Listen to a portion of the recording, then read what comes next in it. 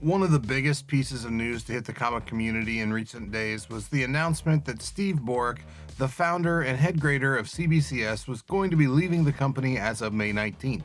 By a stroke of luck, I found myself in the same room with Steve the day he began his new gig, as we were both spending the weekend at Uncanny Expo Tulsa, and he was nice enough to make time to chat with me during the show. So if you're curious what's next for Steve, amongst other topics, let's get right to my conversation with Mr. Steve Borock. I'll dive in. First question here. I mean, obviously, thank you for taking time to meet with me today. Oh, I know you're we've so both welcome. got stuff going on out there. So I appreciate the time. Well, I most of all. appreciate you taking the time to work with me too. It was just one of those weird things. Like, I never in a million years dreamed that I would literally be in the same room with you, you know, just as a few days after all this news broke. So it was kind of a shock for everybody. So, you know, as I alluded to, the big surprise this week was that you were going to leave CBCS after so many years. After creating it. Yeah, creating it, right? You're going to the team over at my comic shop, which is awesome. You know. Oh, they're the best, largest seller comics in the world. Exactly. And Everybody. following in Buddy's footsteps, first in fandom. Yeah. I mean, it's a dream for a fanboy like me. I've never really met the guy, like, we've never been formally introduced, but you walk in the room, you know the buddy. Yes, It's just that exactly. kind of thing. Right. So, really kind of where I want to start this, I followed you on social for a while. Okay. And the one thing that is probably easily the most consistent post from you is something awesome that hits your desk from the beginning. You know, and you always finish it. I love my gig. In that one way, right? I love my gig. How, in a world where, you know, you are very sincere when you say that, I think that comes through. How did you know it was time to look at a different venture? Well, you know, it's funny. At my age, you don't get a lot of second chances. I'll be 60 in a year. Okay. And working with Buddy and Judy and Conan, who've been friends and like family with me. Yeah. It's amazing. And then I got tired of just grading every day. Yeah. When I first started the company, I was grading everything. I was doing social media. I was doing ads. I was helping design the holders and you know, labels, everything. More many hats. Right. And now it's just graded. And it gets a little old after a while. And I was working 7 days a week because we had to get the books out. Exactly. And when they came to me, Conan Saunders came to me and said that he'd like me to take over the buying editor consignment director position. I was like, wow, I can't believe it. I thought about it for a night and I said, how could I not do this? I mean, the fanboy in me just wants to do this. And I can get back on the convention floor. Yes. See my people. I haven't been on the convention floor in like 3 years. Yeah, I think the first time I met you, we were actually at Heroes. Yeah. And you were standing in line for coffee. It's like, I felt like that was the only time you got out that weekend. Basically, it was crazy on-site Heroes. grading. And Shelton puts on such a great show. We had on-site grading. Yeah. It's nuts. Which it was cool for me to meet you. You apologized for you know, some of the hurt you put on a couple of the detectives I've turned down. But you know, that's all right. Yeah, the grade's the grade. Yeah, it's double-edged Can't do much about detective. I'm happy that happened. Who cares how they grade out, right? So, very cool. I'm glad you can get back out on the floor because obviously what we're doing this weekend, that's what we like it's to so do. much fun. Yeah, I've been seeing everybody, been seeing some old friends, seeing you. It's just fantastic. Absolutely. Well, next question.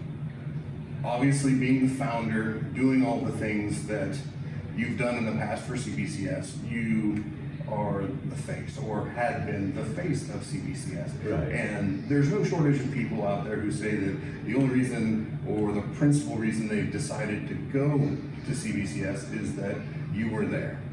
Now, since you're not there, what would you say to those people? What? Oh, they'll be in fantastic hands. I mean, Wes Steffen, who's taking over my position, is a pedigree expert, one of the top in the world, restoration detection expert, one of the best in the world, a phenomenal grader, worked with me at CGC for 7 years, and, well, he worked at CGC for 7 years, worked with me for 5. And then he created CBCS with me. Okay. So this guy's been, you know, on board in the trenches. He's been my second in command the whole time. I mean, it's in fantastic hands. And the crew that's there is amazing. and they're hiring like crazy, and they're doing well. So I don't think it's going to affect them at all. I mean, it could, look, if we lose 5 people, we have such a backlog. Or I shouldn't say they. Yeah. Now, right? Hey, it's a change we gotta make. Exactly, but they have such a backlog that even if they lose 2 or 3 people, Yeah. it's not going to matter. And if those people are leaving because of me, that's silly. Yeah, that's fair. So there's no hesitancy, you can say, or you would tell them that, your grading expectations are the same as what is still with CBCS. Absolutely. At mycomicshop.com, we believe that it should be both 2 companies because the monopolies are horrible. Oh, yeah, definitely. And we saw what happened with CGC when there wasn't any competition. Yeah. Now that there was competition, they had to roll back and do things differently. You gotta lean a little harder when somebody else is. So we believe that we should give books from My Comic Shop to both companies to keep Definitely. keep everybody afloat. Okay, wonderful. Next question, we kind of already touched on this a little bit. There's some really fabled stores, comic shops in the hobby. Lone Star is definitely one of those. Sure, My Comic Shop is the largest seller in the world. That I read last night while I was preparing for this, that Buddy started in like 1961. Yeah, he sold his first FF1 for 25 cents. He more than doubled his money. Man, that's good Incredible. business there, right? Yeah. How can he go wrong? Except by not saving it. Yeah, exactly. But how long have you known Buddy? And I've known Buddy for years now, and same thing with his wife Judy and his son Conan, and they're like family. And that's one of the reasons it was easy to make the transition. yeah, definitely. So you've known them for forever. They obviously have seen the things you've done. What is it that they hope that you can bring to my comic shop? Basically, I'm going to be taking over Buddy's position as a buyer and consignment director. He's going to work more with the vintage paper, stuff in the 1800s. And he wants to have a nice life, and this is what he likes to play with, as much as he likes the comics too. Yeah. He's found his love for this old paper. Hey, And can't wait for that. yeah, it's fantastic. So he'll be doing that, and they want me to do this. Cool, awesome. Well, I think we're all looking forward to seeing what you guys can find, because I've already found a lot of I stuff on the know. floor. I saw you guys out there working it Yeah. last day or so. It's amazing what is in a room like this when you can actually get elbow deep and, and dig through it. When you have the time, especially. Yeah, for sure. And I mean, I'm assuming what percentage of your time when you guys are at a show like this is dedicated to being out digging. Oh, like 90%. Sure. I mean, it is. I mean, you gotta keep buying. Yeah, Gotta keep trying to get stuff. Wonderful. Sure. Wonderful. So you're a collector at heart, and you've had some incredible books over the Oh, years. yeah. I mean, I've heard stories, I've seen you share stories. It's just mind-boggling. And I can say that from a position where I feel awkward when people talk about the quality of my collection, because I know there are guys out there like you who just blow me out of the water. Well, I don't have that collection. Well, but, but I was hanging out with, say, Dave Anderson, who owns the Mile High Action One, and San Francisco, the Denver copy of Tech 27. I mean, I didn't feel like, oh, my collection's worthless. Yeah, This collection was just cool, man.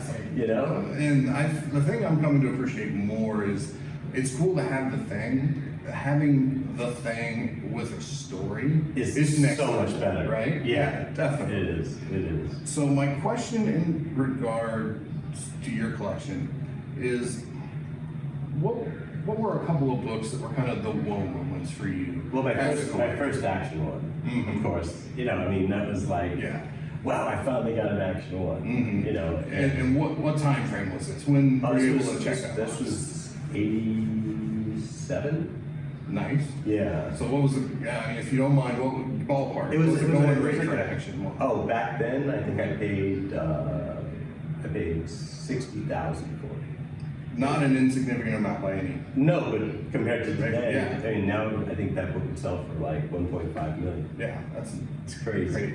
Yeah. So, action obviously is always going to be the top dog. But I also, I was one of the top collectors of More Fun and Adventure Comics, Which are two incredibly difficult titles. Oh yeah, I was only buying super high grade. So I was buying the Mile High, your British copies, San Francisco's, anything that was very fine or new mint, the better. So it took a long time to put together. I owned the Morphin 52 Edgar Church Mile High, the first stock that I paid $115,000 for. It was the highest price ever paid in cash for a comic book at the time.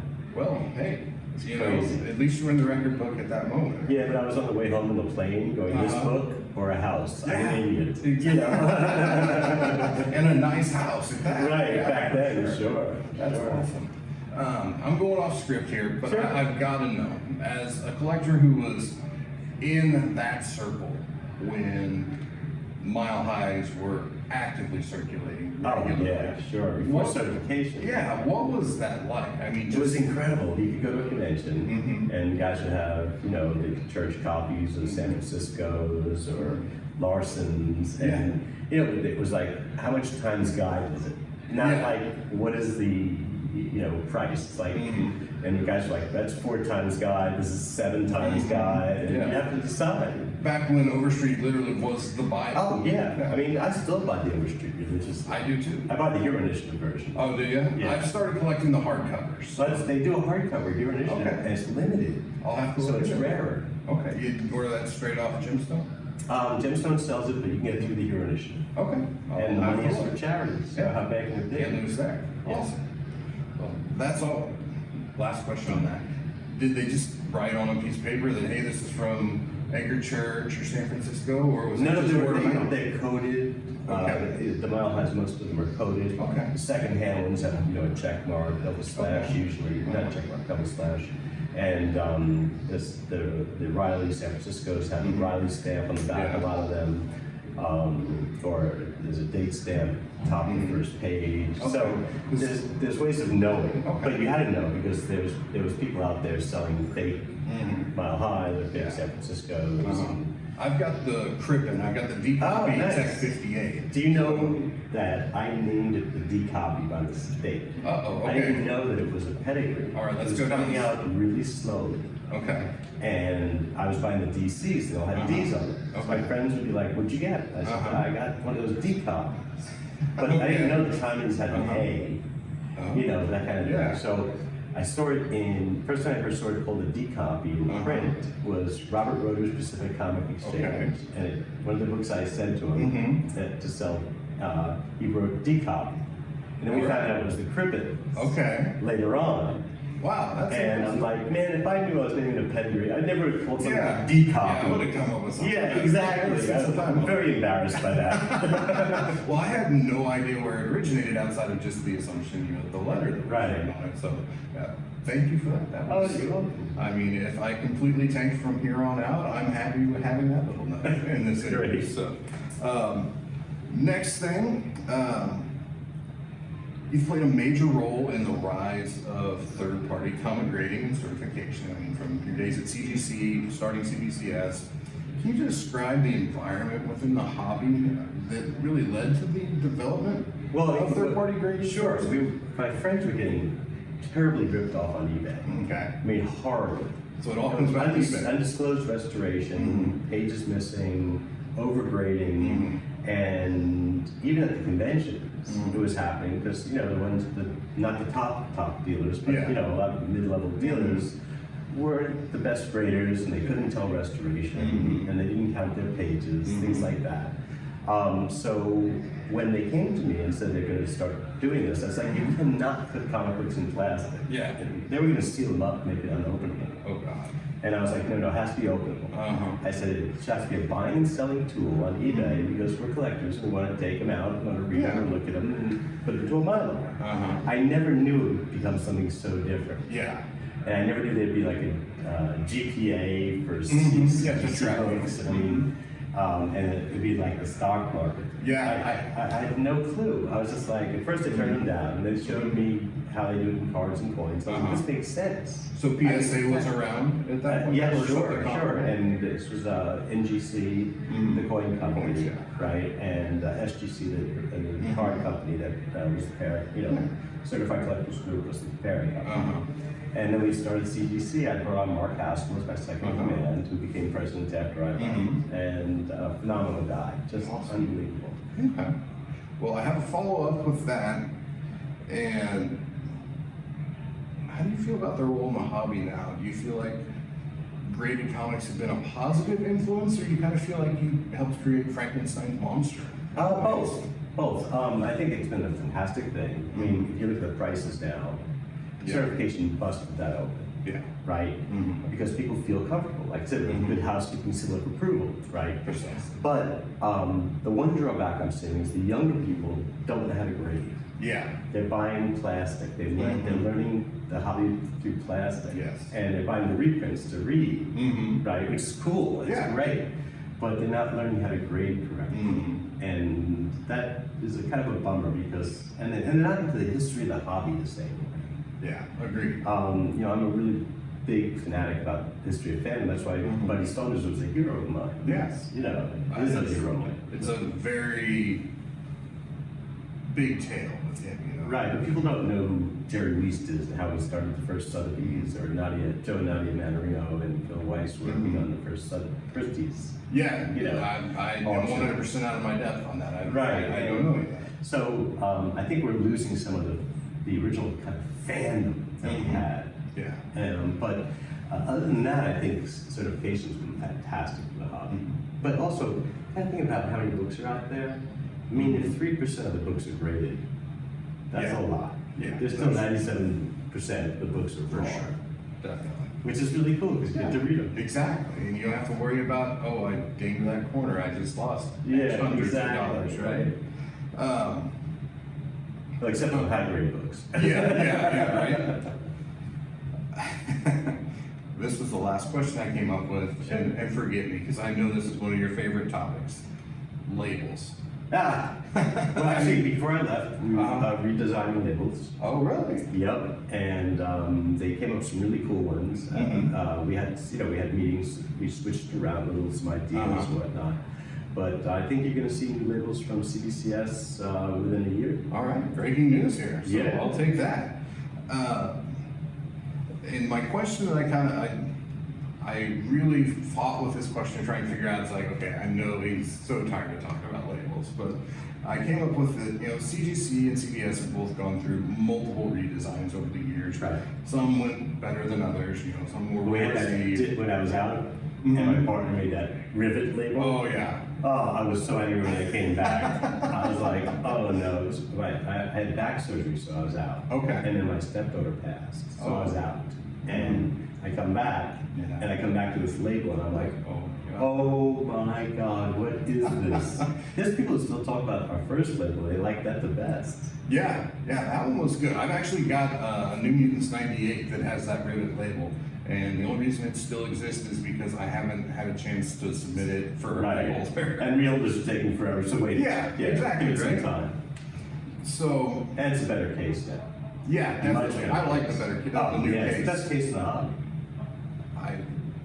I mean, when I got the first case in with the new K or the new holder, and I gave it the flex test. Yeah. And it didn't budge. I'm like, all right. And no this is new next level. rings, nothing Precisely. sticking, and we don't, there's no slab damage to our books. Yes. I've been a big fan. Their books, I should say. Yeah, not ours. I wasn't going to correct you. You're still in the grace period. Yeah. Um, It's been a whole day. Exactly. So I guess ultimately where I landed on with the question, was there always a focus on label design from collectors, or did the label debate kind of come in later on? You know, Well, from the first label was so basic. I don't know if you remember it. It was basically just It was plain paper and plain text, paper right? border and some text. So we changed that, and we got rid of the nomenclature. People flipped out at first. They're like, "Oh, it has to say VFNM. Can't say no." And I'm like, "Look, novices don't know what VFNM is, but especially what they don't understand is that our nomenclature of the hobby is a little messed up, right? So because fine is better than good. Yeah. If I say to you, how's your day going? And you say good, I say great. Yeah. And if you say fine, I go, what's wrong? Yeah. It's like, Right? whenever somebody says fine, they're not really fine. Right. Yeah. So it's kind of crazy. So there's no reason for that. And also for novices to come into the hobby, they understand that 2 is worse than a 3. Exactly. And that a 3 is worse than a 4. Precisely. So we got a lot of backlash about it, but you don't hear anything about it anymore. Yeah, no. We just don't like changing our hobby. Yeah, that's obvious. And Yeah. I think the thing I always go to, like when people ask me questions about books and slap them, don't buy the label, whether you're buying the grade that's on the label, the design of the label, look at the book. Exactly. And I think that comes back to your point earlier where they're just buying the plastic so many times. Right. And that's a shame. I agree. And it's a shame too because, with novices, once again, buy books from like BGS or PGX and they just buy a label. Yeah. And it's a shame. I finally saw an EGS slab, and I didn't care for the holder, but I think some of the design elements and choices you can make with that is the interactive. But don't they let you send in COAs and get? I don't know. Yeah, you get a signature. I think they do. I mean, and that's kind of crazy. That's crazy. I would allow that because you can switch COAs. Exactly. I mean, you can certify anything you want, just stick it in there. Exactly. Voila. Yeah. But I think there is a space in the hobby for that, just because. Well, there's space for a third party. Yeah. A third grading party. But there hasn't been one yet that can compete with CGC and CBCS. And I think the other party out there, PGX, I think they're just still reeling from so much of the bad press and the bad things that were. They did a lot of bad. Yeah. I mean, these guys weren't good guys. Yeah. And I mean, to this day, when I buy a collection that has a PGX book in it, it's just like I can't hold my breath as I pop it open. It's like, you never know what you're gonna find. Right, but also pay just the right price for it. Yeah. And if it's missing a page, well then you're okay. Yeah. And if not, you did better. Yeah. Okay. But we've cracked out a bunch of PGX books with color touch and pages missing or panels missing. It's not noted on the label and stuff. So I just tell people, just don't. It's not worth it. If you want to book in a holder and you want it cheap, yeah, sure. And I think do that's that. what it But is. other than that, if you want a certification, real certification by experts. Yeah. I think that's a great differentiation because I think so often people are just like, slab books are cool, so I'm going to buy them. Yeah, It's a right, plastic right. case, they don't care about the certification. So that's an interesting point. Yeah. All right, we made it to the end. I got my last question here for you. Again, very appreciative of your time today. Oh, thank you for having me. I appreciate it. Our motto at Como Comic Books is to collect responsibly.